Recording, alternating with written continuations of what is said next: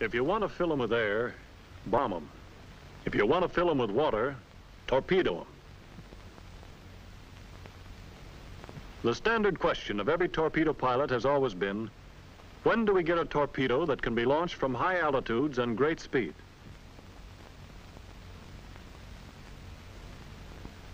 The answer is that we have such a torpedo now, and here it is, launched at 260 knots and 800 feet.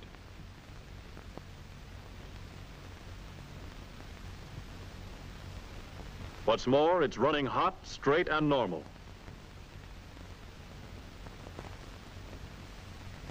All torpedoes of the Mark 13 Mod 6, 7, 8, and 9 type look pretty much like the older models. So what has revolutionized the performance of the torpedo? The shroud ring, commonly called the ringtail, Mark 1 Model 0, in conjunction with a drag ring on the nose of the torpedo, does the trick. This is a steel ring welded to guide vanes of the new torpedo. Using this ringtail with a nose drag ring and wooden stabilizer, successful test drops have been made at 2,000 feet with a speed of 350 knots. Optimum performance is obtained at about 800 feet and 260 knots. The stabilizer is secured to the ringtail with wooden dowels which shear on contact with the water. The drag ring has two primary functions: to aid in air stabilization and to decrease the impact shock about 40% on hitting the water. This is especially useful in cases of extremely high altitude drops. In a torpedo drop, any deviation from true air trajectory is liable to cause damage on impact. The drag ring helps to eliminate pitch and yaw. Like the stabilizer, this disintegrates when it hits the water. A valve, the water trip delay valve, prevents the torpedo turbines from burning up during its long air travel. On leaving the plane, the torpedo is operating only by compressed air. Impact with the water trips the valve, starting normal fuel operation. This valve is secured with wire to prevent the airstream from springing it.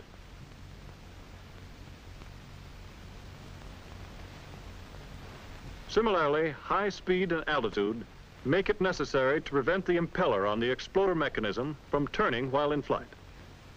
A piece of .020 annealed soft copper wire is used.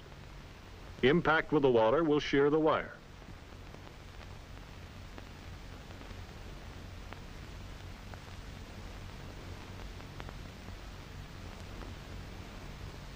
At high altitudes and in cold climates, special precaution must be taken to ensure a sufficient amount of antifreeze in the water chamber of the torpedo. Buoyed instructions should be followed. With the new Ordals enforced, not only will the torpedo be more stable in the air and in the water, with no appreciable broaching or hooking, but initial dives in 85% of cases will be no deeper than 50 feet if the proper entrance angle is used.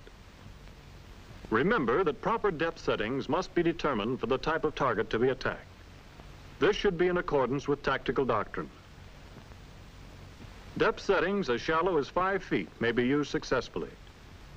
Against armored vessels, it is necessary to set the depths to strike below the armor to achieve maximum destruction. However, take care that the torpedo is not set so deep that it will pass under the target.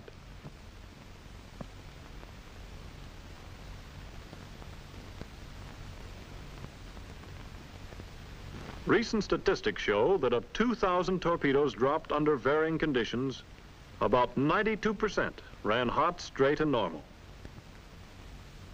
And in combat, the percentage of hits with torpedoes is greater than that of any other form of attack against shipping. And experts have figured that the plane is now from 40 to 50% less vulnerable to enemy anti-aircraft fire when using the new recommended high-speed, high-altitude approaches. Torpedoes were formerly dropped at low altitudes and low airspeeds, so air travel was nearly negligible. However, using increased speed and altitude combinations naturally increases air travel. The old axiom of releasing at 1,000 yards does not hold water. In many cases, the air travel alone is 1,000 yards or more. At present, the torpedo is set to arm with a run of at least 260 yards. However, an additional 140 yards is added in alt sighting tables to compensate for possible torpedo and pilot error. So no matter what speed altitude combinations are used, the torpedo should hit the water about 400 yards from the estimated point of contact with its target. A chart to serve as a torpedo launching guide has been published in Naval Aviation Confidential Bulletin for July 1944. A combination of any two coordinates gives the other three. For example, enter the chart with a dropping speed of 260 knots and a dropping altitude of 800 feet. This will result in an entrance angle of about 28 degrees, a time of fall of 7 seconds, and a horizontal distance of 3,000 feet between points of release and water entry. 3,000 feet is 1,000 yards, to which 400-yard water run must be added, giving a total horizontal range of 1,400 yards, from point of release to point of hitting target.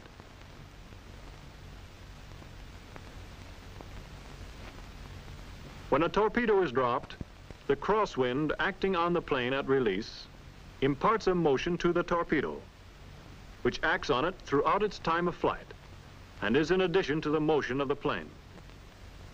The same chart can also be used for determining the amount of crosswind effect on a torpedo drop. So at 800 feet, the torpedo takes about 7 seconds to fall. A simple formula works out the rest of the problem. Crosswind effect is equal to the time of flight of the torpedo in the air in seconds times the velocity of the wind in feet per second.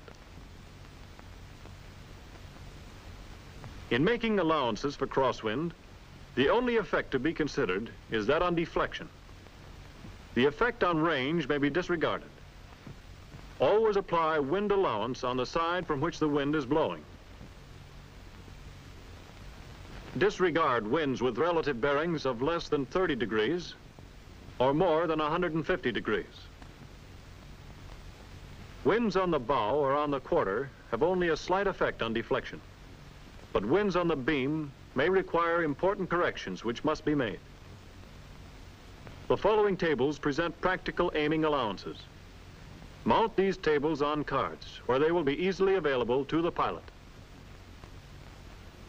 For winds of varying velocities on the bow or quarter, for two different sizes of ships, these allowances in ship lengths should be made. For winds on the beam, note the great allowances in ship lengths which must be made. Get these tables from your instructor and study them. Tables for aircraft torpedo sighting and launching data have been prepared by Buord and published as training literature by CNO. Let's break down Table 4 and see how it works. Altitude of 800 feet, estimated target speed 20 knots, and its length about 600 feet. Aiming point is 1.15 ship length ahead of the bow. Your own ground speed is 260 knots. Slant distance to point of impact should be 1,457 yards. Entrance angle of the torpedo will be 27 degrees and 20 minutes. You are approaching with a target angle of 60 degrees, so your radar slant range from the target at point of release should be 1,590 yards. Problems with other factors can be worked out in similar fashion. This chart should include data for shallow water drops, using these combinations of airspeed and altitude of release. Here, speed in knots is roughly equivalent to altitude in feet. Radar slant ranges are roughly 700 yards less than those recommended for open sea drops. The toughest part of the new aiming problem is releasing the torpedo at the proper range. Primary dependence must be placed on radar ranging until the pilot becomes proficient in visual ranging. A technical use of radar for torpedo dropping can be to locate the target and commence the approach above the clouds. Then dive through the clouds to make a visual attack. Another possible use is attacking anchored ships, using radar for ranging as well as locating, with a drop through the low overcast. A torpedo pilot may in general drop and hit within a wide band of ranges. But if the range is too long, the torpedo water run will be longer than desired, and the average torpedo speed will be consequently slower, so that the torpedo may pass astern of the target or allow the target sufficient time to maneuver away from the torpedo. Likewise, dropping at excessively short range is just as bad, since the torpedo will hit the water too close to the target and so cannot be properly armed before hitting the target, if it hits at all. To emphasize the importance of ranging, look at what happened in one combat mission. The returning pilots reported that they had dropped at ranges of between 1,000 and 1,600 yards, and at altitudes of from 275 to 300 feet. But actual photographs proved that the ranges averaged 2,800 yards and the altitudes 190 feet. What a waste. And naturally, there were no hits. Remember that ranges are usually underestimated, so plan to counteract this tendency. Dropping altitude determination is of course assisted by instrumental aids such as the barometric and radar altimeters.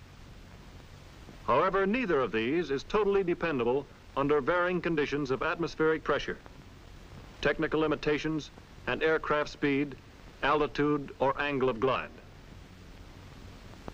The seaman's eye method developed by training often must be used, although with a new torpedo, altitude control is not too critical except in shallow water drops.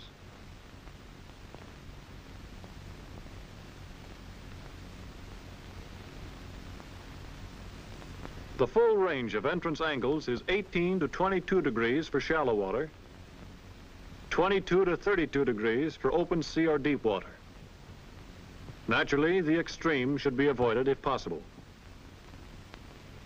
If an entrance angle under 18 degrees is obtained, say 12 degrees, the result of a speed-altitude combination of 200 knots and 80 feet altitude, the torpedo may be seriously damaged and ricochet or broach violently.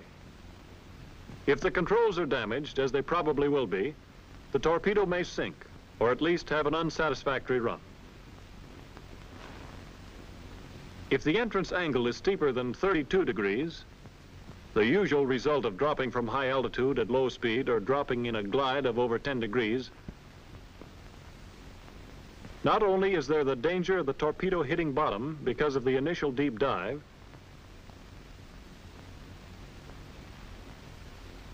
but the torpedo may stub its toe, which may cause structural damage or damage the steering mechanism, causing premature sinking or a very erratic run.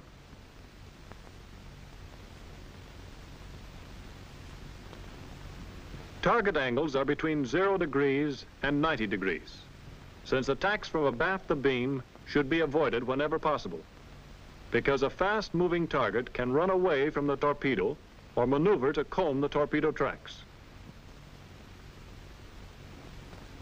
In any case, small errors in range estimation on stern shots will cause misses that might have been hits with the same error on bow shots.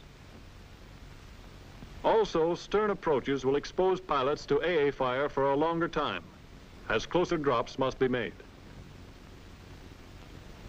Obviously, it is best to drop at an angle where the longest target is offered to the torpedo at impact. Perfect conditions would be a drop in which the torpedo ran at an angle of 90 degrees to the path of the ship at contact, or as close to that as practicable.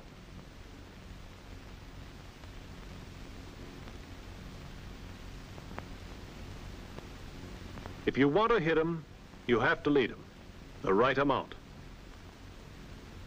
The range to the aiming point is dependent upon the air and water travel of the torpedo. The range to the target varies with the target angle and speed and the range to the aiming point. By previous training, the pilot should be able to estimate automatically his own altitude and speed. Aiming problems are now comparatively simple. Observe the target length, speed, and course, and from this, select the aiming point. Then estimate the range to the aiming point. The target angle controls the range to the target, and this can be used to assist the ranging to the aiming point. Keep a rough check on the target angle, using radar and seaman's eye to check the slant range to the target.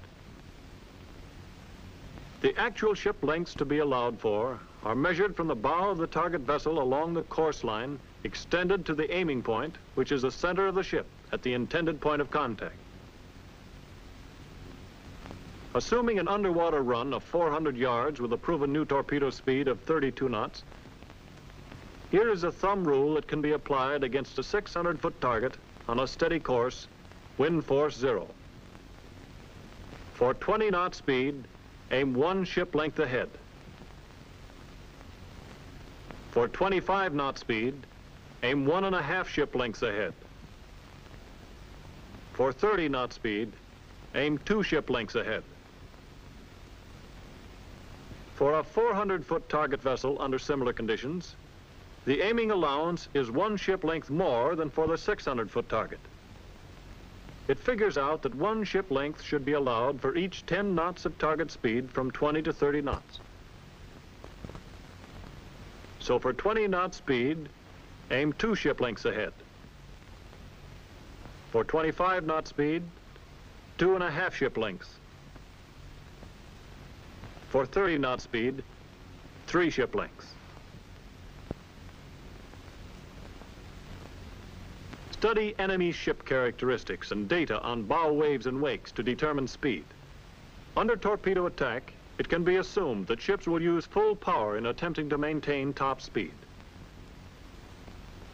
However, remember that any ship will gradually lose speed in a sustained turn.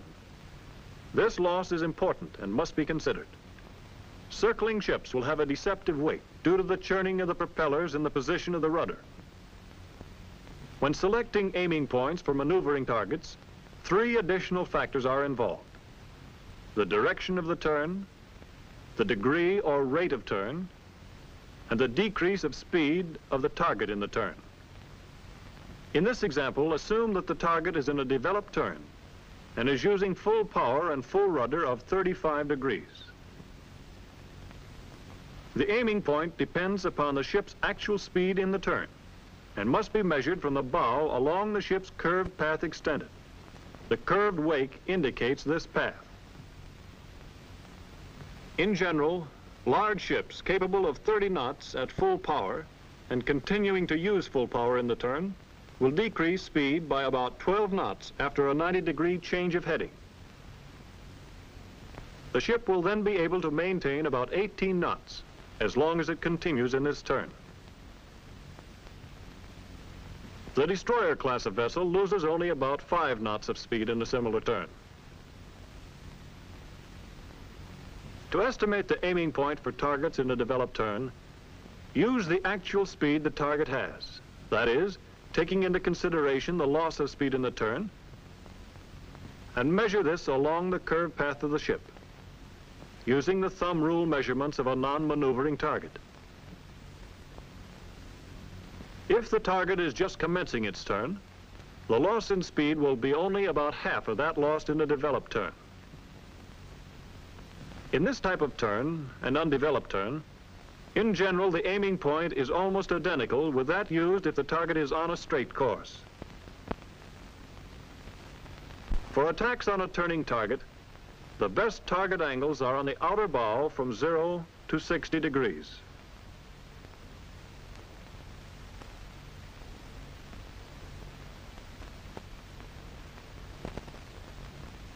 On the inner beam, the best target angles are between 90 and 150 degrees. In any case, the actual target size presented to the torpedo is the controlling factor.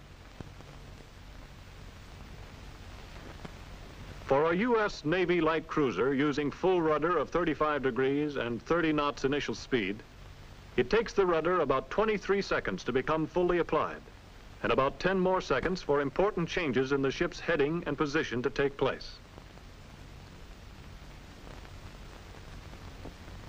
The use of high speed and correspondingly high altitudes naturally calls for entirely new tactics, and therefore a new concept of training, so that the pilot is equipped with the knowledge and experience to put these new tactics to use. Training for torpedo dropping should follow a fairly definite pattern. First of all, study and talks with experienced pilots and crewmen. All available Buord publications and official dispatches should be considered carefully. The pilot should then commence training with dummy runs. After making proper dummy runs checked with the F-46 camera, he should then use concrete blocks or dummy torpedoes. This can be followed by live torpedo drops, all with single planes. As many torpedoes as possible should be dropped. Statistics indicate that for best efficiency, the average pilot requires at least 6 single live drops before graduating to group work. Strengthened exercise heads, as provided by Buord, should be used. Sections of 3 or 4 planes should then work together, followed by practice with divisions, then with squadron attack, winding up with coordinated attacks with fighters and dive bombers. In each case, whether single planes, sections, divisions, or squadrons are used, dummy runs should be made in sufficient number to ensure best results for the final live runs. During all of this, trained pilots should be used as observers and consulted after each run. It is helpful to think of the attack in 3 phases: the approach dive, the attacking dive, and the aiming run, then retirement. In addition, pilots dropping torpedoes should record pertinent data for comparison with photographic data. Another very important factor in training as well as in combat is the correct use of photo assessment. The study of photographs from the F-46 camera mounted in TBMs will prove an incentive to good pilots and show up bad pilots. In combat, the photographs will also serve as a final means of recognition and verification of results. It is essential for proper training to furnish the pilot with high-speed maneuvering targets for torpedo dropping practice. These targets should not be smaller than a DD. The new technique of torpedo dropping makes it almost imperative that the final torpedo attack be initiated in a glide of 20 to 40 degrees from no less than 5,000 feet altitude. The range will then be about 3,500 yards. As the plane approaches the correct dropping range for the speed and altitude combination selected, it is pulled up to level flight momentarily and the torpedo released. Drop should be from level flight, although it is permissible to drop in a glide of not more than 10 degrees. But note that this will affect the air travel. However, good performance does require that the wings be level and that the plane not be in a slip or skid at the moment of release. For an example of good technique, suppose the final glide is commenced from an altitude of 7,000 feet and 8,000 yards radar slant range. The pilot selects a point about 1,500 yards short of the target and commences his approach as if he were going to glide bomb the point selected. The resultant glide path will be roughly 30 degrees during the glide. Speed approaches 300 knots.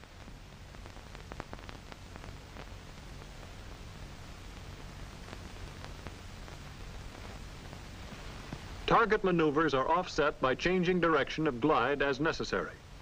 Flying to the release point selected, the pilot maneuvers the plane without wasting any time so that its flight, course, and his aiming are exactly correct when the release point is reached.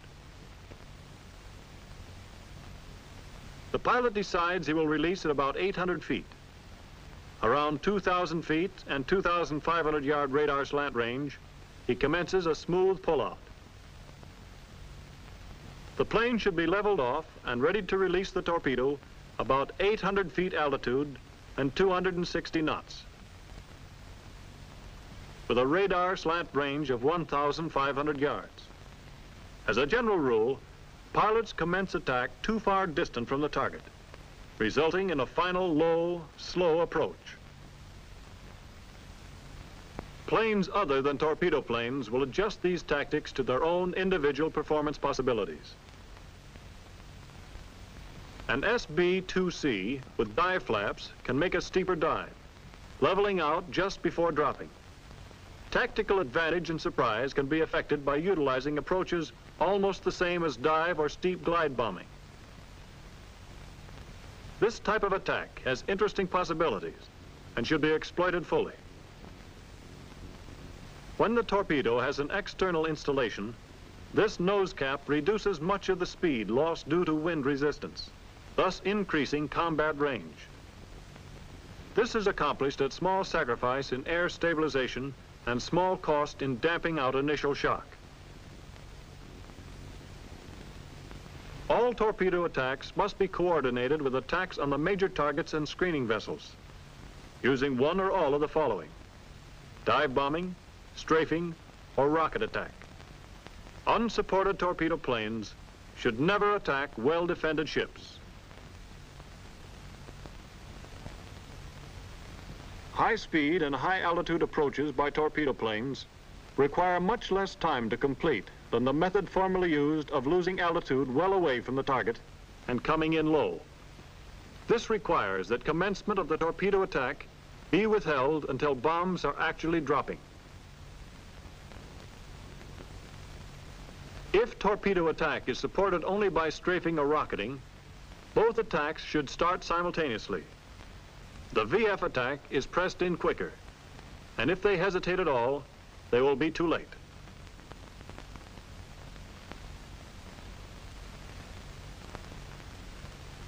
This is not only for diversion, but some anti-aircraft guns may be put out of commission, and possibly the torpedo planes will be offered a target whose speed and maneuverability has been greatly reduced.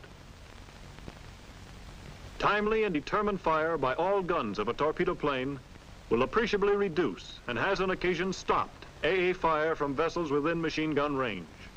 Concerted attacks by supporting VF will also assist torpedo planes in retirement. The torpedo is still the most potent single weapon of destruction against enemy shipping, but only if used properly. It's up to the pilot to see that it is used properly, making the most use of these recent improvements. This will be the result.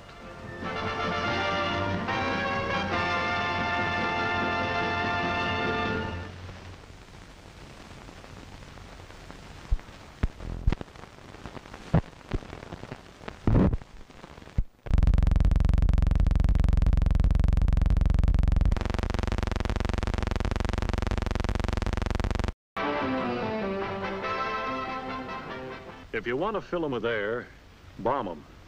If you want to fill them with water, torpedo them. The standard question of every torpedo pilot has always been, when do we get a torpedo that can be launched from high altitudes and great speed?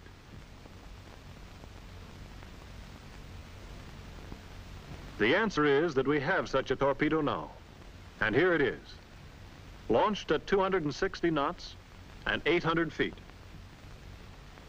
This is a steel ring welded to guide vanes of the new torpedo. Using this ringtail with a nose drag ring and wooden stabilizer, successful test drops have been made at 2,000 feet with a speed of 350 knots. Optimum performance is obtained at about 800 feet and 260 knots. The stabilizer is secured to the ringtail with wooden dowels which shear on contact with the water. The drag ring has prevents the torpedo turbines from burning up during its long air travel. On leaving the plane, the torpedo is operating only by compressed air. Impact with the water trips the valve, starting normal fuel operation.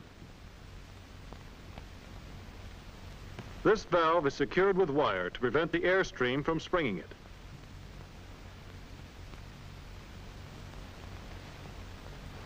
Similarly, high speed and altitude make it necessary to prevent the impeller on the primary functions, to aid in air stabilization, and to decrease the impact shock about 40% on hitting the water. This is especially useful in cases of extremely high altitude drops. In a torpedo drop, Any deviation from true air trajectory is liable to cause damage on impact. The drag ring helps to eliminate pitch and yaw. Like the stabilizer, this disintegrates when it hits the water. A valve, the water trip delay valve,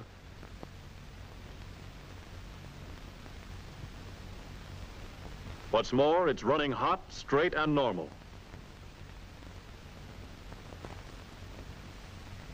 All torpedoes of the Mark 13 Mod 6, 7, 8, and 9 type look pretty much like the older models. So what has revolutionized the performance of the torpedo? The shroud ring, commonly called the ringtail, Mark 1 Model 0, in conjunction with a drag ring on the nose of the torpedo, does the trick.